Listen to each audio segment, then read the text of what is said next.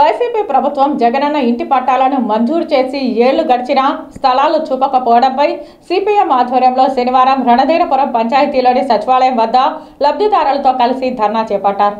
Tirupati rural రణధీరపురం panchayat సచివాలయం వద్ద జగనన్న పట్టా పొందిన లబ్ధిదారులు నిరసన కార్యక్రమం చేపట్టారు.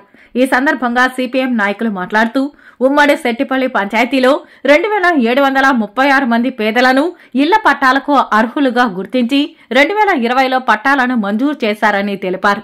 అయితే ఇళ్ల పట్టాలను ఇచ్చి స్థలాలను చూపించడానికి అధికారులు ముందుకు రావడం లేదని తెలిపారు.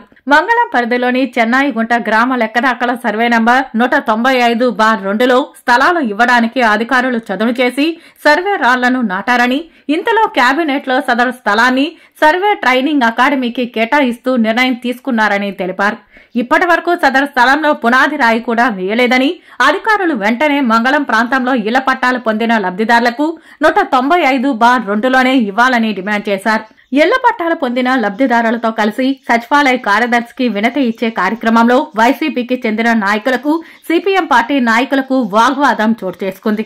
అనంతరం సచివాలయ కార్యదర్శి త్రినాథ్ కు వినతి పత్రం ఇచ్చారు. ఈ ధర్నాలో సిపిఎం నాయకులు వేణుగోపాల్, మునిరత్నం, మాధవ్, పులిచెర్ల బుజ్జి, రాధాకృష్ణ, మోదీన్, బాదుల్లా, హమీద్, వెంకటేష్ తదితరులు పాల్గొన్నారు.